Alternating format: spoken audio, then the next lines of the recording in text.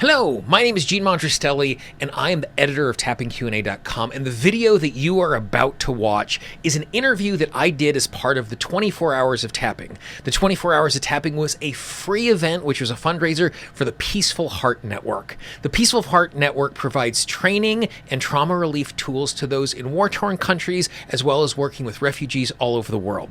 They've been able to help out over 200,000 people all over the world. After you watch this video, if you find this video something that was useful, the very easy way that you can say thank you to the guest for giving their time and sharing their expertise is to go to 24hoursoftapping.com/support and make a small contribution to support the Peaceful Heart Network. Again, that is 24hoursoftapping.com/support, and I hope you enjoy this conversation.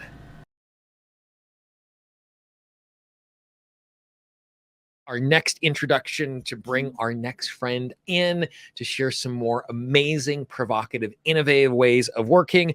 Next up, we have Andy Hunt.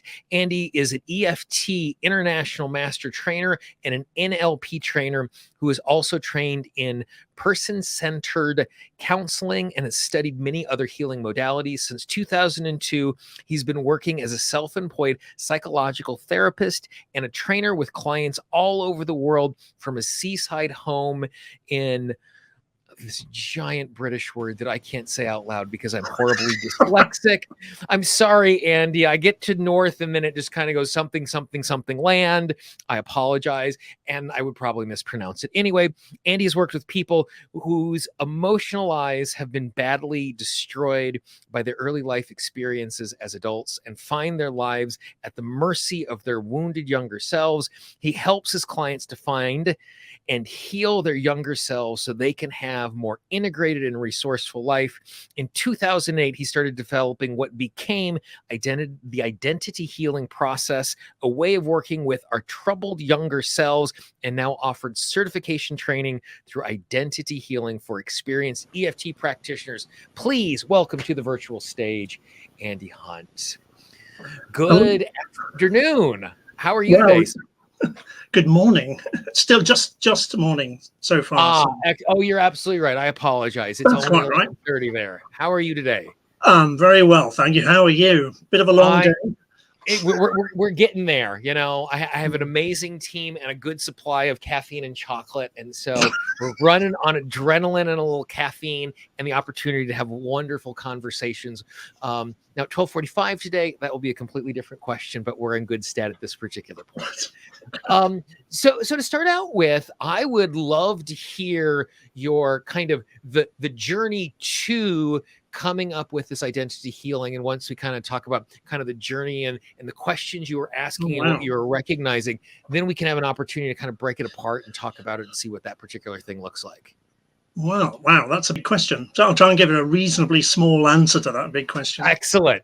I think from an early age, I've always been very interested in kind of like, how can I feel better in myself? I mean, that's always been a question. And I did person-centered training program back in the 1970s, for those of you who are into history, ancient history. And I've always had a kind of side interest in it. And in 2000, I did an NLP training and followed by a practitioner training, followed by a master practitioner. I thought, well, these are really great tools for changing the way I feel about things. And at a conference, someone I didn't like very much mentioned EFT. And it tweaked my curiosity. And I downloaded the manual, Gary Craig's manual, from the internet and started using it, and blow me down if it didn't actually work. And so I kind of went on now an EFT journey and became a self-employed therapist. I used to be, I feel a bit guilty about it. I used to be a software engineer, programmer, but I'm all better now. I am a former software engineer myself, so I'm right there with you. Covering software engineers. Absolutely. Yeah, so I quit that job. I was way past my sell-by date, and started doing EFT NLP-based processes.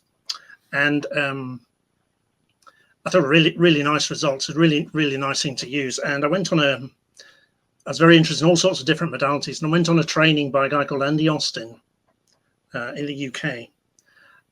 Not for a tapping thing at all. And he asked this really interesting question, and a really interesting question came up in the in the training, which kind of set me off on this task of how to do the kind of, because he was working with identities, how we feel about ourselves, how we are in ourselves, the things that are hardest to deal with or hardest to tap on.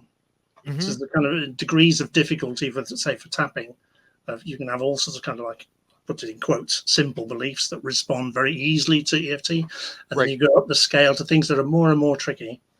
And when you get to things like I'm not good enough, or I'm a bad person, or I am worthless, or I don't deserve, that's really heavy duty stuff. Right. That's hard to shift with standard EFT. And I kind of drifted into that kind of work. So I got very interested in this kind of like the I am thing. Mm-hmm. You know, who is it that's saying this?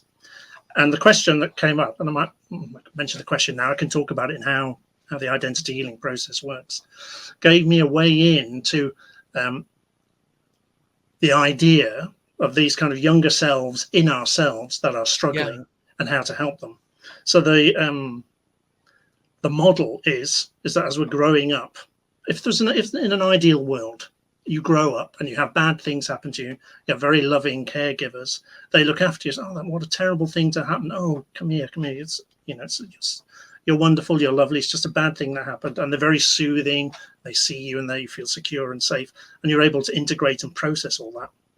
Unfortunately, a lot of people don't live in an ideal world. Right. You end up with kind of bad stuff happens. There is no one to soothe you, or the soothing's not adequate. Or even worse, the person who should be soothing you is the one who's causing you the pain. Mm-hmm. And of course, you have to cope with this as a youngster. I mean, you don't have any choices. You have to live in a family, you have to be looked after and to grow up. So you kind of find ways of coping with that. And these coping strategies or ways of coping stick with us through our lives and become our ways of operating in the world, even though the circumstances around our childhood have disappeared. And that somebody who kind of adopted an I'm not good enough when they were a kid, maybe 50 years later, still got that going. Even though there may be tons of evidence to the contrary, they're very kind of resilient things. So the question that the guy asked, Andy Austin asked, set me down to think of how could I apply this to tapping? He wasn't using a tapping modality. And I worked my way through several sort of iterations, one of which appeared in an EFT gathering in Yorkshire back in 2011. That's the first public appearance of that version. And I just kept on working and kept on using it on myself because I am my own best customer for stuff I use. I think it's not right to use stuff you don't use on yourself. So I've used it and developed it. I did some trainings back in the 2016s, and then finally, after being begged to do online trainings, which I didn't think would happen, COVID happened and forced me to do the very thing I wasn't wanting to do. Right. And it seems to work. And now I'm doing certification trainings. I think it's robust enough to put out there. So that's a very elaborate potted history.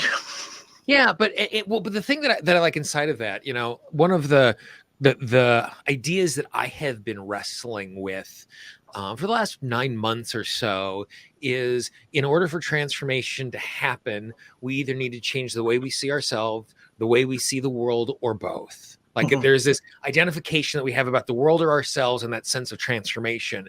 And I love the fact that you've bumped into like these snapshots of how we see ourselves that then persist as we navigate through our lives. Like it's really easy to see how a 12-year-old would see himself in that particular way, but the fact that stays calcified, as for lack of a better word, and a snapshot that is still part of us going forward, that just dispositionally I'm immediately like open to and love the fact that you're going in this particular direction. I think it's a bit more, I want to say there's a little bit more than how you see yourself as well, because I think we kind of talk about identity beliefs, and I think it's kind of the word doesn't do the thing justice. Yeah. Because I think along with, let's say I grew up in a house where I'm very criticized by very kind of critical, hostile parents, then I'm going to have, as a response to that, I'm going to adopt certain kind of perceptions. Like I'm always going to be on the lookout. Is there trouble coming? I'm going to be fearful. I'm going to be frightened of saying things. I'm going to have a whole kind of physiology, a way of thinking about things, perceptions, things I'm looking out for, things I'm ignoring. thoughts about myself, a whole bunch of feelings, all kind of wrapped up in this tight little bundle, which we call Yeah. an identity belief, which is a bit like a knot in a plank of wood. If you ever tried to Mhm. saw through a knot in a plank of wood, you know, it's very hard going. Yeah. So the question is how to get to that in a way that you can soften and solve it, or soften and dissolve it, Yeah. which is a challenge. Yeah. And what you're talking about, like you said, you're talking about the way we see the world. If we're in a Sure. circumstance where we're taught that the world is unsafe for us, Yeah. then it's awesome. These are the tools that I'm going to put on to take care of myself, to Absolutely. be able to navigate that when Yeah. that's an inaccurate representation of the world, Sure. or it was an accurate representation of the world when we didn't have agency and control because we were younger, and now we're outside of that, but we've taken that giant knot with us. Yeah, it's a solution that's way past its sell-by date. And in fact, Yeah. the solution to the problem then is now the problem. Yeah. The solution is now the problem, and it's really good for us to use that. And that's one of the reasons why I love, when I'm doing this sort of work, using the vocabulary of tools. Like it is a tool, and it was a very useful tool back then, and it's not a very useful tool now. Yeah. Like a certain tool is very, very useful when you're working on an old combustion engine, and now when you have a computer programmed modern engine, that tool is no longer useful because the engine has changed, even though the tool is still the tool, but the setting is radically different inside of that. Yeah. So then what does the actual process look like? Are we identifying finding the piece that needs that knot? Are we transforming it? What does it look like? All of that. Okay, so there's a program goes in stages, and in principle, or the process goes in stages. Excuse me. So the first problem is identifying the younger self, or this kind of part of ourself that struggles, and there used to be an old recipe book called Mrs. Beeton's Recipes, and the recipe for rabbit pie said, "First catch your rabbit," and this is the part here, is to catch the rabbit. Because I don't know how everyone else out there feels, but I feel like in here it's really rather complicated. Yeah, there's lots going on. So how to kind of separate this out? So the first way is in our language, like "I'm not good enough" or "there's something wrong with me." So like the use of a pronoun. Kind of points to one of these younger selves. In this model, points to a younger self. Yeah. And in standard EFT, if you said like "I'm not good enough," standard EFT would tend to work on all the ways they learned where they were not good enough, to go for the memories. Yeah. Not good enough. In this end, we go for who's the identity or the part of us that's left. Okay. So we can get that. So there's the "I'm not good enough." There's a simple little experiment people can try at home, actually, if they want to experience this. And this is the question I mentioned at the beginning. So if they have an identity belief about themselves, they could just think of that belief for a moment, like "I'm not good enough, there is something wrong with me," or that. And the question is, how old is the I in "I'm not good enough"? Or whatever it is. Most people will come up with an age. Yeah. Or perhaps two ages. Or perhaps they'd say something like it's ancestral or something like that. But usually it comes up with one age. So now you have your younger self. That's one way of doing it, using the kind of language to point to it. The other one is where people get into experiences where they feel like their adult self has been taken over by a younger part of themselves. I mean, I have it's a very modest example of this. Even into my 40s, when my mother would call up the stairs to me and say, "Andrew," in that particular tone of voice, it's kind of, oh, what have I done? Yeah. It's kind of like programming, very strong programming. So there's a way of kind of like accessing, you get put back into child mode, like you're an adult in a child in an adult suit. Yeah. So the feeling of it. Yeah. Yeah. And so both of those examples I resonate with really clearly. Like, the house that my parents live in is the house they moved into in 1980. And if I'm in the kitchen with my brother, we're 13 and 11 again. Like we just we just fall back into the habit of interact to the point we were adults, and my mother almost got a bucket of water to throw on us as we were just we're wrestling in the hallway. And it's just like, and then the other piece, that first part where you're like saying, "Oh, people, how old are you at that age?" Like for me, it's this physical sensation. It's like when you feel that, how old you feel. It is shocking, the information and how quickly that particular thing comes. And a short little preface is something like the question is, how old is I in that? I like the little preface of, I know you don't know the answer to this question, but if you did, and we immediately liberate ourselves from having to get it right. And that's just such a simple, elegant question that, boy, does it do a lot of heavy lifting. The strangest thing about that question is that people are able to answer it. Yeah, I've never it heard really anyone not able to answer it, which is very weird, because it is a weird question. It is, yeah, and it's just this, like, it's, and I think part of it is, it's like, anytime we're coming at the subconscious mind sideways in an indirect way, it just springs forth with the information, because it's not trying to solve a problem. It's just taking a direct information request. Yeah. So now we found the part, but the tricky bit is that it's still in here with all the clutter of everything else. So the second is almost like, imagine taking the part and putting it outside ourselves so we can see our younger self. So there's a kind of like separation, so that all the bits that need to be tapped on and other things to be done is on the outside, so we can see it. So this kind of like creates a separation. So this is kind of externalizing, if you like. Yeah. So this helps. Gary Craig used to keep going on about being specific about what you were tapping on. This is a way of making it very specific. Here's the part that has the struggle, separated from all this other stuff that's floating around in here. And now we can tap for it. So then there's just kind of putting our attention on it and tapping, because the younger self will almost certainly be in a great deal of stress and distress. For sure. I mean, otherwise it wouldn't be a problem. That's it's putting our attention on the younger self and then tapping for that, because tapping is a really good stress resolving thing. And in some way you have a very small part to play in that part of the process, because years ago I heard you say, I hope I'm right in saying this, your definition of EFT was stimulation plus awareness leads to relief. Yep, that's mine. I think is brilliant. And I keep telling them this is the simplest way of thinking about EFT, because everyone likes to make things complicated. This is, so here we're putting the attention on the younger self and just tapping. What's going on in there? She's upset, she's angry, she's afraid, she's distressed, she's worried about what her pet. So all that, and that's just tapping and tapping until there's kind of the stress and distress level of the younger self is going down, down, down, down, down until they're calm. That might take a long time. Yeah. Because there is a lot of stuff very tightly wound up in all of that, oftentimes. Yep. So it's kind of like the soothing part of the process. Now that they're soothed and calm, you can give them what they needed but never had at the time. Which is things like love and acceptance and comfort and all the things they missed out on first time around.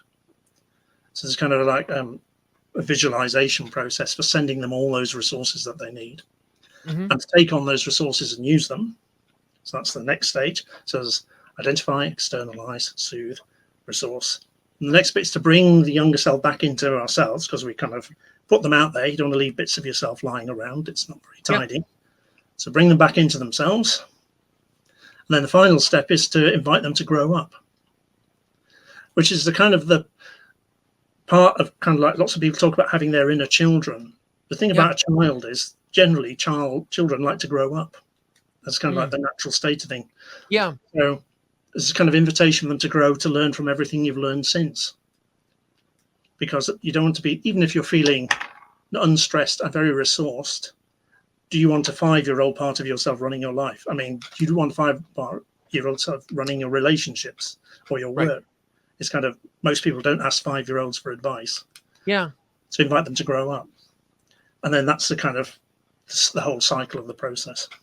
Simple in principle, interesting in practice. Absolutely. And so as you go through all of that stuff, it resonates really, really deeply with the types of inner child work that I do and the process we go through, except that last step. Like that last step is, because for me, oftentimes when I have that little child part, it's like, go be a child, like giving it permission to go off and play and do that sort of stuff. And so it's, I'm intrigued by interacting with that part in that particular way. Well, if you think about it, if you had kids, say you had a 5-year-old child and your 5-year-old child plays with all his 5-year-old pals, and then he stops and just stays 5 years old, and then his friends grow up to be 6 and then 7. Very soon, as a parent, you would start to worry. Yeah, what's going on here? because they need to grow. So this is all the bit that puzzled me about inner child work is, do you want to remain a child? I mean, lots of nice things about being childlike. You can have all that and integrate them in so you become a whole person. Yeah. And in a way, that's the part of the healing part of identity healing. Healing comes from an old English word, meaning hoilen, something like that. I'm not sure about the pronunciation, which means to make whole. Yeah. So rather than being a fragmented being with lots of different parts falling in all sorts of different ways, you become a whole person, a whole adult. That's the aim. Yeah. Still working on that for myself, but that's the aim. Yeah, and like I said, like it's not a pushback saying I disagree. It's just like I've never actually thought about that particular piece of it, and I can't wait to play with that particular piece of it. That's a really, really fascinating way of kind of engaging with that particular piece of it. Because you're right, like the reason why we do that is, I don't want my 5-year-old running my business. He's at 5 I was running businesses. Don't get me wrong, but I was not a normal child. I actually had budgets and all of that sort of stuff, but still my very skilled 5-year-old self was not skilled enough to be managing this.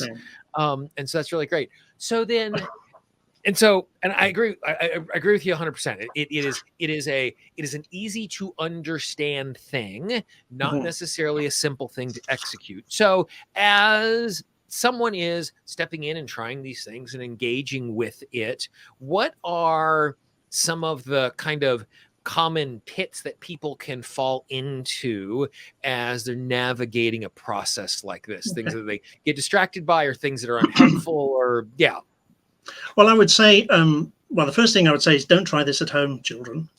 Don't try this at home yourself, because this typically the stuff that you're working with here is to do with deep unhappiness and very intense feelings. So ideally, you need someone who can hold the space for that. You can do this for self-help if you've been using it for a while, but there's a lot going on. So I think in terms of what can happen, the thing is that oftentimes as we kind of grow up and we kind of find a way of kind of cocooning these parts of ourselves so that the pain isn't too much. But of course, if you take the part out and start tapping, what you're going to find is those bandages or those wrappers come off that. And then so the adult self and the younger self are exposed to the distress. And that takes quite a lot of tapping and soothing. And you need to feel safe to do it. Because typically, for the younger selves, let me backtrack a little bit. If there's a kind of a spectrum from kind of mild things, the kind of everyday sort of difficulties back into kind of extremely difficult childhood things, most of my work tends to be towards this end. So my thoughts are towards that end, people who need the assistance. So there's could be a fair bit of distress, and that needs to be held so the person can feel safe, and the adults can feel safe and soothed in themselves as well while they're doing this work. So it's safe to do the work. So it's tricky work for that. The other pitfall I hadn't realized at the beginning, when I started, I was ridiculously optimistic. I used to think, the adult self will get this young part who's struggling, and all the kind of warmth and compassion and humanity would come out, and they would feel so good about this younger self. And with one client, this is before I lost this belief, came out, put the younger self out, and she's a very distressed 3-year-old. And I asked, how do you feel about that? How do you feel about her? Expecting her to say, oh, poor thing. And she said, that expletive deleted, ruined our expletive deleted family life. And I thought, okay, bit of ill will there. So that has to be processed as well. Because oftentimes we are ashamed or angry or kind of dismissive of these parts of ourselves that were doing the best they could under awful circumstances. So all that has to be handled as well. And I think, you're talking about being optimistic in what you're doing. I think all great innovation comes from optimists, because only an optimist is willing to wade around in the muck and the mess, trying to figure out all of the details, knowing that there is this greatness on the other side. One of the things that I found as you talk about, like, that engagement and figuring out the rate that is going on. One of the things that I have found when I'm doing inner child work, and I'd love to hear how you like Mhm. tried to remedy that particular thing, is when I'm doing and communicating with the inner child, it's letting the inner child know that they're allowed to think, feel, and believe anything they want. And they're even allowed to be confused and not know what to think, Yeah. feel, and believe. Because oftentimes when we're dealing with these inner child parts, they are the way that they are is because they didn't have agency. They Sure. were the adults around them had the control, and they Yes. were acting in the way the adults around them that Yes. had control that impacted them in whatever way. And so they're already naturally, my impression is this part is naturally resistant to not having agency because it doesn't have agency, and trying to gently soothe and like make it a little lubricate the process, eliminate some of that friction, is by Right. stepping in and saying, hey, you have an emotional state, whatever that emotional state is, is appropriate. And if you don't even know what that emotional state is, that's appropriate too. I'm not coming in here telling you how you're supposed to feel. Mhm. I'm here to be supporting and loving, and you're going to engage with that however you want, even if that's just to give me deuces and ignore me. Yeah. I think that, I mean, I take your point about that, and I think that part of the process comes from the practitioner initially. Okay. So the person who's doing the kind of driving the process or guiding the process will model how to accept whatever the child is feeling. Oh, like they're feeling really angry, or they're feeling Yeah. they're confused. Um, and sometimes in the process, the confusion comes from, like in a child state, you don't know what's going on. It's Right. part, well, like, mum and dad are broken up. It's kind of like it's my fault. Like, Yeah. but you don't have the backstory to that. Because when you're an adult, you know what went on, because you can kind of look back and say, oh, yeah, that happened. Nothing to do with my younger self. So if it's appropriate, you can have the adult self explain what actually happened to the younger child. Mm-hmm. So they can have that kind of understanding. Yep. That process tends to come after all the stress and distress is taken care of. Yeah. Because the stress and distress part is jams up the works. Yeah. I mean, that's really what jams up the works. And only when that's soothed, there's kind of like a bit more space to breathe. And it makes sense. Like when I'm angry and when I'm frustrated, you can't teach me anything. Sure. Like, Yep. like the moment that I need technical, I'm a technological person like you are, but there's still times where I need technology support where something is not working that I don't have control over. And by the time I get on the line with someone, I'm super, super frustrated, and I'm really crappy at following directions at that particular point, Yes. because that part of my brain's offline because I'm down Right. here in the middle of the brain. And so it makes perfect sense. What you're saying is that we need to deal with the distress and downregulate the emotion of the part before we can share any useful information or transformation, because otherwise it's just banging into a wall and it's going to bounce off, and it's never actually going to be able to be received. Yeah. And that also, the stress and distress has to be soothed before the resources can be received. Yeah. Because to take things in, you have to be in a like any hypnotist would tell you, you have to be in a relaxed state to take things in. So that all that stress and distress has to be kind of discharged, and then you can send them what they need. Otherwise, it would just bounce off. Would be no and I think this is a good thing for us to hear, not just when we're doing parts work in this particular way. This is a good thing for us to hear, that when we are sharing tapping with another human being, is to recognize the fact that before we can resource, transform, educate, do all of those things, the person we're talking to needs to be in a resource state that they are actually receptive to hear. And so the first and primary step is regulating the emotional state of the system so that we can then engage with what is online. There's oh my gosh, name is escaping me. Teenagers Translated. It'll come back to me.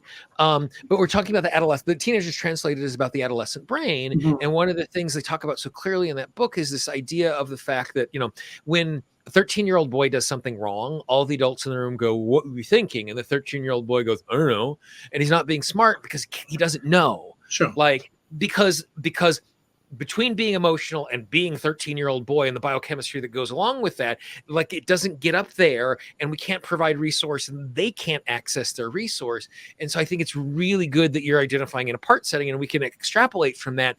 We cannot be a helper of any sort unless we are talking to a vessel that is receptive. And someone who's emotionally distressed is not that, and a part that is emotionally distressed is not that. as part of the training, I ask the trainees to kind of clench up as hard as they can, and then to relax while they're clenching. Yeah. Which is because you can't do, because the You can't. clenching Yeah. gets in the way of that. And it's the same kind of situation with the younger self as well, so they can't receive, or they need to receive. To make the changes they need to do. And then also as a kind of another kind of tricky bit is sometimes they don't want to receive the things you're offering. Yeah. Like, I'm not worthy of this. I don't deserve to be accepted. That's kind of like, and so there's all that as well. So there's typically tangled knot that needs to be. And it was so funny. You mentioned that I ran into a client one time. We were doing this sort of stuff. We were trying to resource the younger part, and the younger part didn't feel worthy of it. And so my client said, "Give me a second." I'm like, okay. And he's internal. And then he opens his eyes up. I go, "So what was that?" He goes, "Oh, I was just teaching the part how to tap. And so now the part knows how to tap so that it now feels worthy. We can now do the next step." And it was just like, I never in a million years would have thought to do that. But literally, he was just like, "Give me a second here," and just did a little tapping class for his child part, and then came back out. And then we were able to continue because now it was in a state where it was able to be worthy. Yeah. And I've never had anybody do that ever again. And I don't know if I'd recommend someone to do it, but it was just such a fascinating way to look at, we, again, putting them in a position that they're able to not just understand, but to be able to accept, because it's difficult, if not impossible, to receive a gift that we do not feel worthy of. Yeah. I think that's the thought slipped out of my head. Some clients are extremely inventive. I mean, amazingly inventive. I mean, one of my partner used to use this kind of process in her work. Had a client who found that listening to music triggered certain parts. So she'd make a little note, and then she'd bring the music into her session to play the music to access the part that needed the help.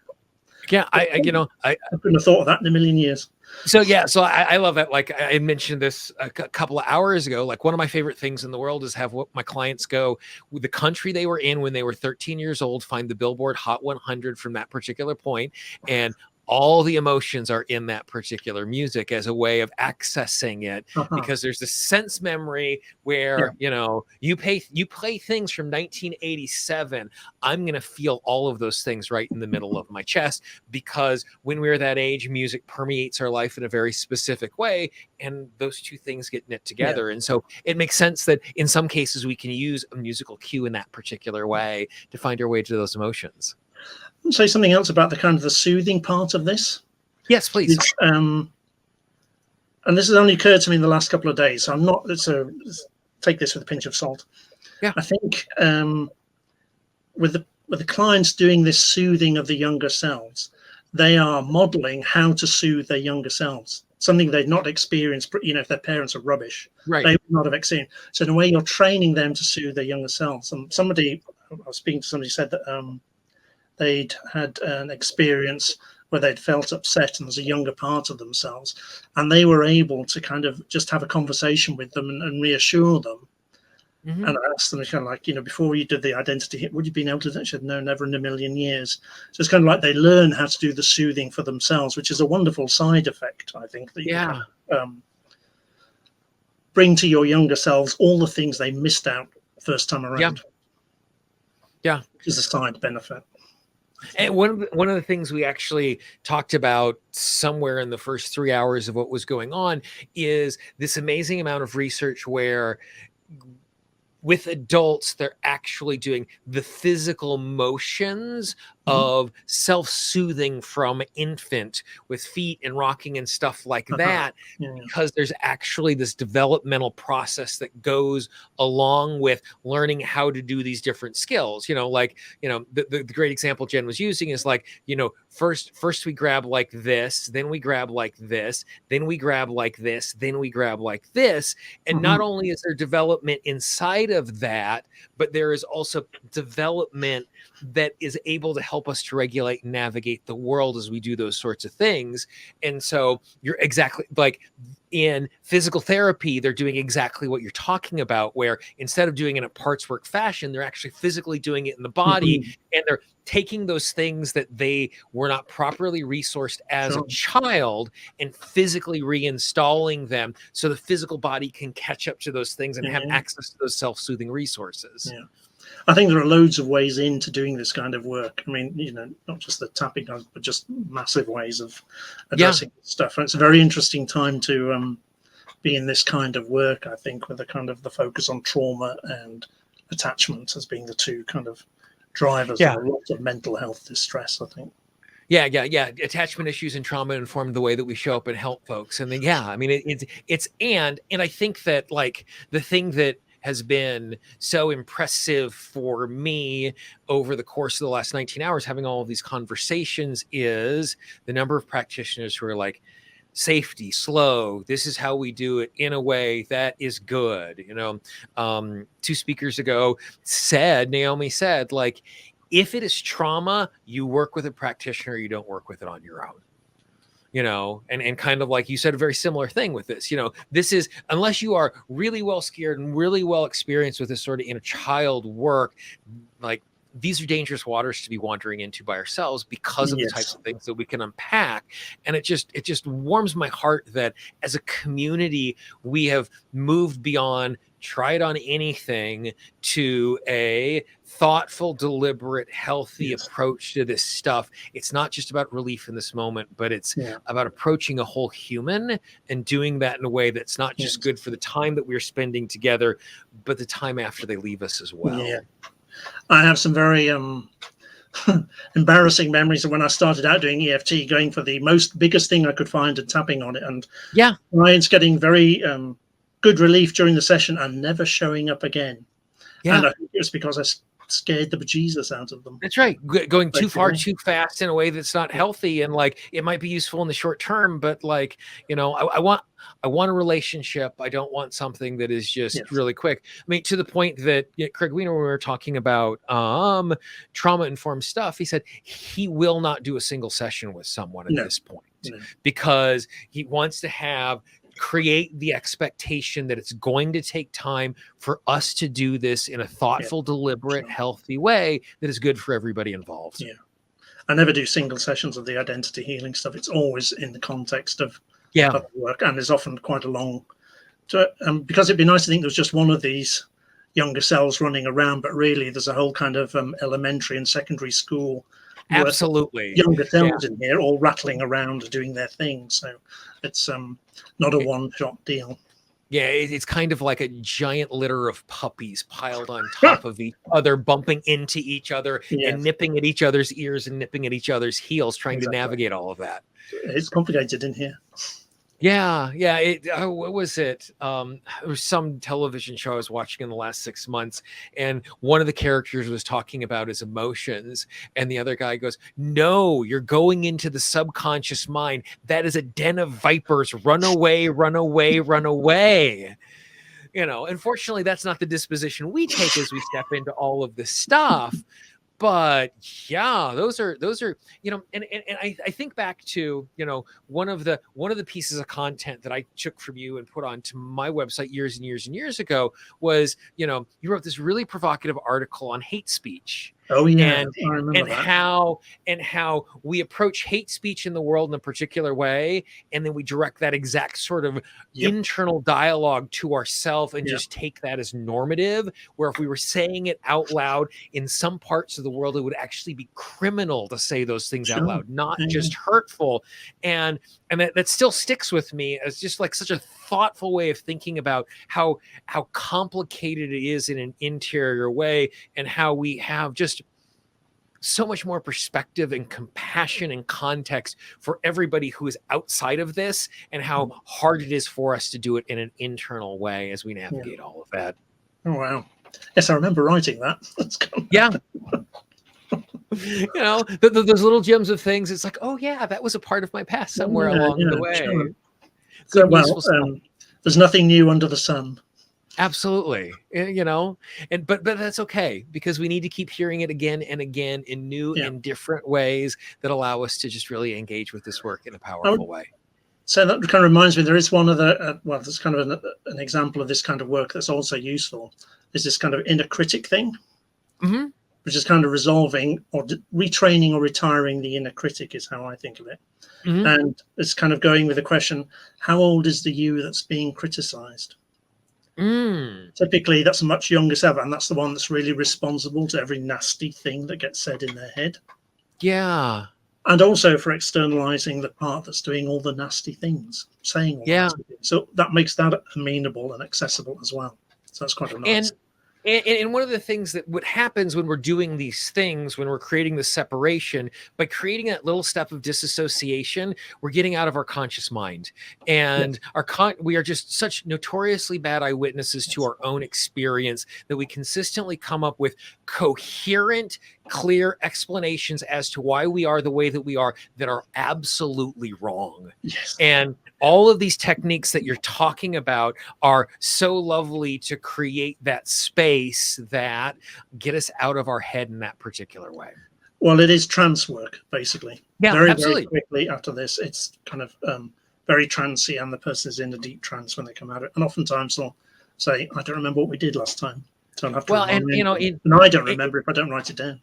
Yeah, I mean, in 2008, the hypnotist Cal Banyan wrote an article saying tapping doesn't do anything, but what you're doing is you're just doing hypnotic trance by getting them in rapport, by getting them to do the things that you're saying, and all the work is actually hypnosis and the gym. And we've obviously come to a place to recognize that he is wrong in that particular way, but you could see from someone who is trained as a hypnotist, when all you have is a hammer, every single problem is a nail, going, okay, this is the thing that I understand is the way that we engage with all of this stuff. How do I mold that on top of what is going on? And I would get no argument. You get no argument for me that we're doing waking trance work a lot with tapping, but there's a mechanical thing that goes along with that tapping as well. And it's not just trance work as we're doing that, but it's great that we're identifying it in that particular way. Yeah. And the other thing I'd say about the externalizing is that it makes a lot of things visible that were previously hidden. So it's kind of like you can't read the label when you're inside the jar.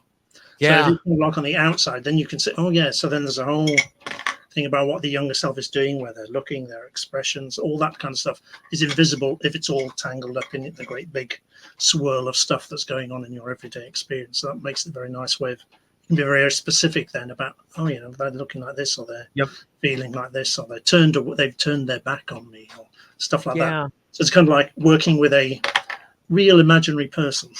Right. Absolutely. It's